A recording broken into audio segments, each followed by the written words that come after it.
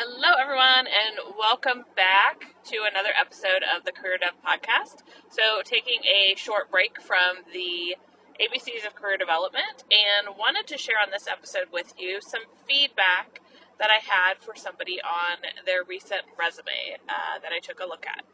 And I'm not going to share specific details, but a lot of the feedback that I gave to this person anyone could use and could leverage. So let me dig in and get started. So when I got this person's resume, it was one page. This person had, let me see, experience back to 2018, so that's 7 years. And then also prior to 2018, for about 4 or 5 years before that, some additional relevant experience. Free work through a consulting club at school, and some opportunities to do internships and things like that through schooling. Had a master's degree, a bachelor's degree, a certificate / certification through a technical company, and a lot of technical skills, and wanted to really make sure that the professional skills were going to shine through. Looking for a job in a technology field in a specific industry, and wanted to hone in really on a more of a job that required some leadership of projects or products in that respect. And so when I got the resume and I started to look at it, the first thing I noticed was it was one page. There was a ton of information. It was a very small print. I would say it may have been a 10 font size, but there was even some things that are tinier at the very bottom. It was a very full page. There was some underlining and boldface, which helped certain sections stand out, and the person's name at the top was larger. So they had their name at the top, they had their phone aligned with their phone number, their city and state, email address, and their LinkedIn URL, which is awesome. So still use that. What I did do is put in between their name and their contact information is identified a headline to use on the resume itself. Helps them to stand out a little bit more in that field. And definitely leverage ChatGPT, an AI tool, to give me, I asked for like 10 options based on some information that I fed it. And I would be cautious whenever I work with AI tools like ChatGPT or Gemini or anything like that. I take away any kind of identifying information or change those out, typically taking them out completely, to make sure that doesn't get into any other kind of information that people can access. Making sure that's secure, the information that I'm feeding to get back. So I had like 10 different options. I did end up using one of them. I have considered in the past, and I've actually done in the past, where I merged two different ones together because I liked pieces of them. So that turned out, I thought, really well. Then moving down, the first thing that the person had on their one-pager was their education, which they have a really good education, their master's degree from a well-known university, and but the type of job that they're looking for, while that education is meaningful and supportive, it would not be the first thing that I highlight in the resume. So I ended up taking that information and moving it down. It actually ended up being on the second page, more towards the bottom of the second page, because there was some more pertinent information to put higher up and on that first page of the resume. So the other thing is the person only had their master's listed. They did not have their bachelor's listed, which you typically assume if you have your master's, you got your bachelor's also. The person had space across the two pages, so I did add their bachelor's in. They could have left it out if they wanted to. It was in the same field as their master's, so I just added it in because spacing-wise, it ended up looking a lot nicer, and it was fine to have it in. So the next thing is, one other thing before we go on is there was no professional summary. So the resume started out with their education and then started to go in from there. So what I did was underneath that headline, so you have your name, your headline, your contact information, and then I had a professional summary section and was able to put together some things related to the person.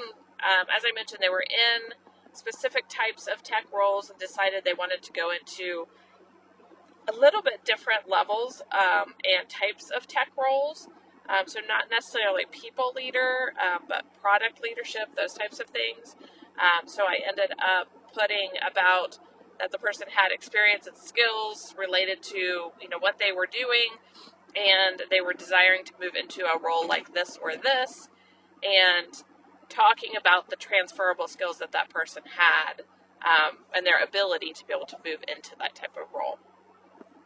So from there, I went into a skills section.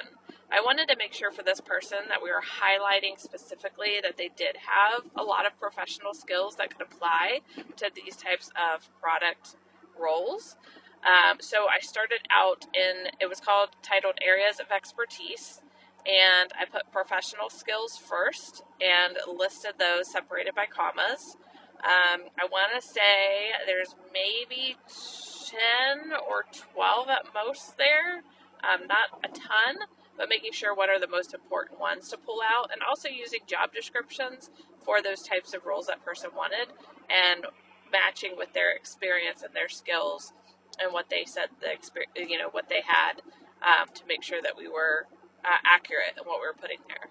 In that same section underneath, I had a technical skills, and then that was, I had bullets underneath that technical skills one, and I actually made the bullets little check marks.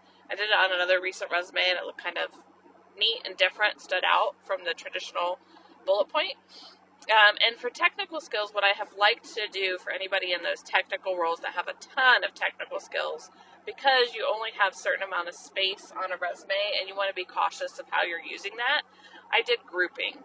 And I am not highly knowledgeable about some of these, so I did leverage my AI tools to help me with grouping, and then I rely on my client to validate that those groupings are correct. They have been incorrect in the past. One thing was out of place or needed to be put somewhere else, or they added some additional ones once they saw how they were grouped. But with the groupings, it has the check mark for the bullet point, has the name of the grouping, so it made say cloud computing, and then a colon, and then what are the programs or coding or whatever it is related to that category after that. So they may have 3 or 4, they may only have 1 or 2, something like that. So it ends up being, I want to say maybe 5 or 6 groupings that are there, and it just looks nice. It's pleasing to the eye. It gives you a lot of information in a very short space, which is really helpful.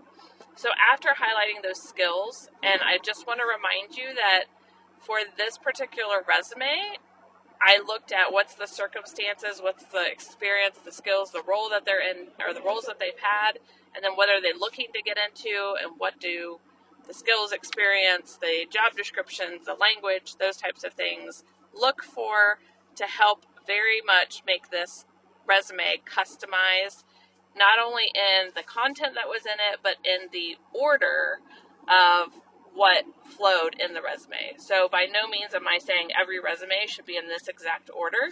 A lot of it depends on where you're coming from, where you're going, and kind of talking through that and figuring those things out, and looking at job descriptions for roles that you're interested in to kind of figure out what's some of that content to help fill in, or even to help you to think about what are the gaps that maybe some things you need to work on and get some basic proficiency in, or be able to explain that you have experience in, because maybe the language is not the same from where the roles that you've had to the type of roles that you're going into.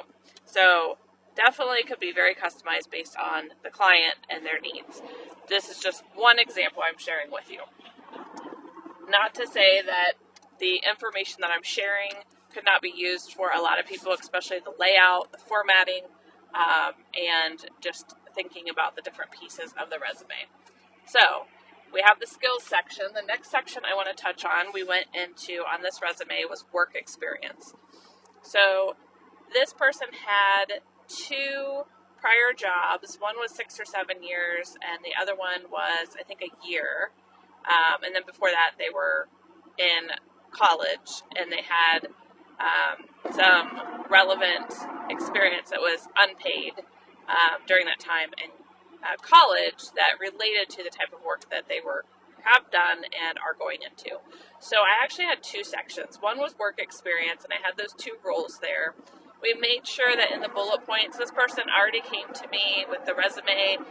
They had really nice bullet points, the way that they talked, the language that they used, the quantifiable accomplishments that they used. And so it was very minimal tweaking for this person's bullets. One of the things that I was looking at was what's some of the terminology in some of those product type of roles, and do we need to tweak things a little bit to make sure that it aligns and is a match to some of that terminology. So we had the section with the work experience, and then the next section, I did make it an additional section. It was called additional relevant experience. And here I highlighted one that was, I think it was like 2 years, and it was in that college time frame, doing some consulting work, and it was pro bono, free, and listed that almost like I did list a job role up in the prior section. And then I just put, it was like 2 sentences underneath saying also held the role of X while at X university and X while at, or Y while at Y university in specific club or something like that.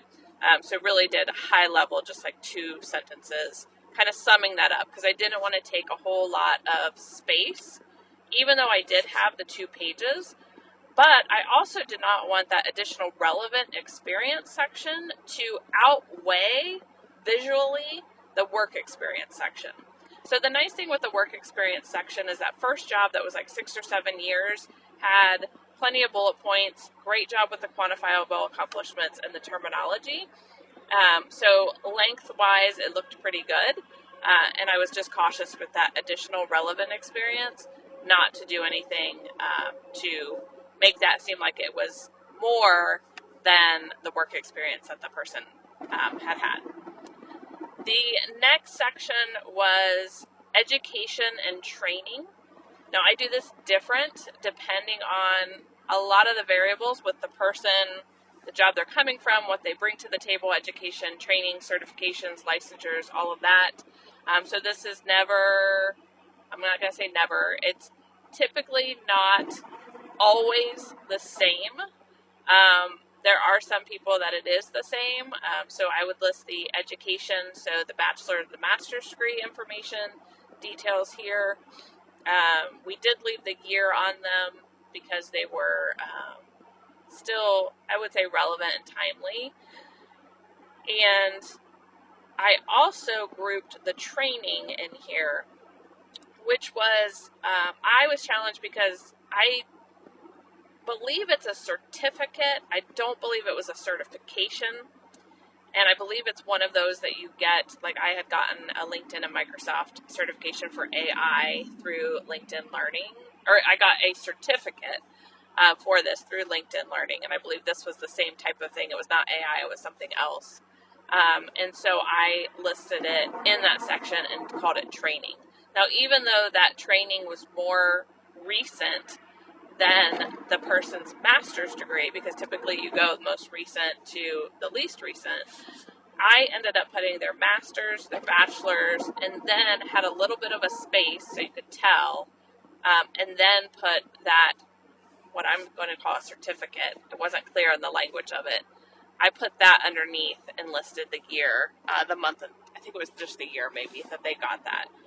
So I didn't want to list that training at the top because I felt like it almost downplayed that master's degree, and I really wanted that to stand out. So if somebody's quickly scanning it, they're not thinking, oh, this person, like, not seeing that degree first, they're just seeing that the training piece, and that's why I put it in that order. Most people would tell you put the most recent first. In this case, I didn't feel that was appropriate. And then the last thing on this person's resume was languages.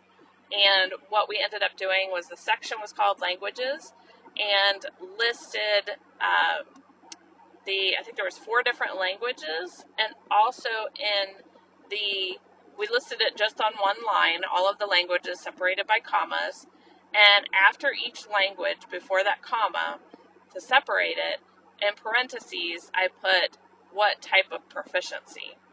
So for the first 2 in parentheses, it said native proficiency, and for the last 2, for each of those, I put basic proficiency.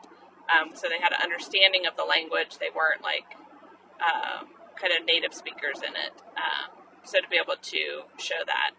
I would say on the second page, we probably have a quarter of the page left blank. And I know this freaks people out to have too much blank space on their resume and feeling like it doesn't say they're qualified enough.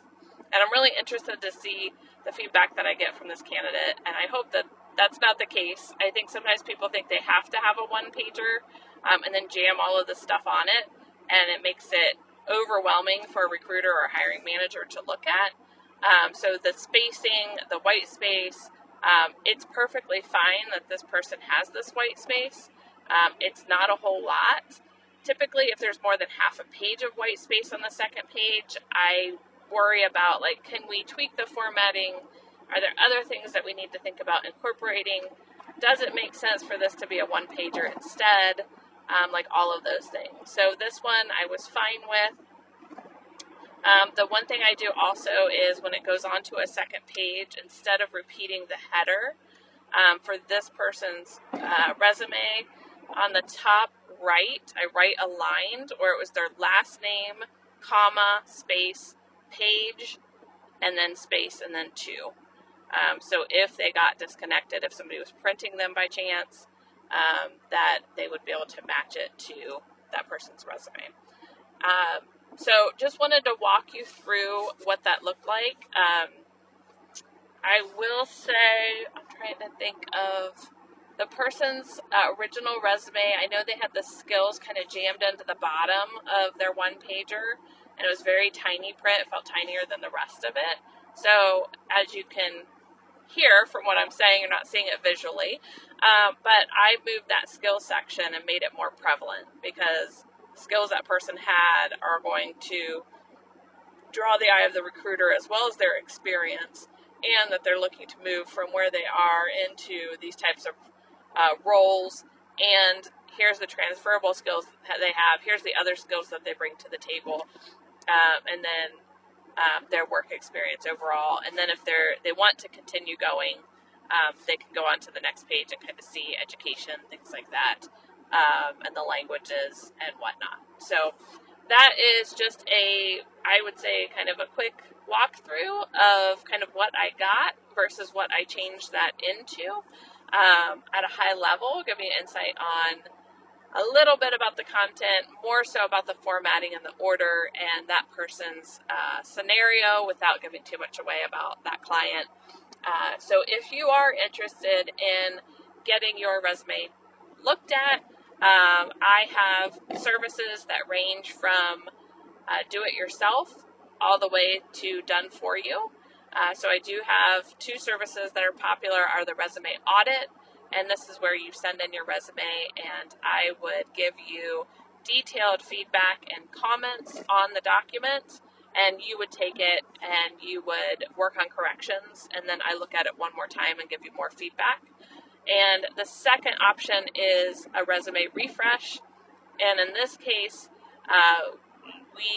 I look at the resume you have, or if you don't have one in a while, I have questions that I can ask you to have you provide some insight, and then I create it from scratch for you, and we have 2 rounds of feedback, and then you get different versions of the document, like a PDF, a Word document, an applicant tracking system if you happen to need that, some instructions on how to use that.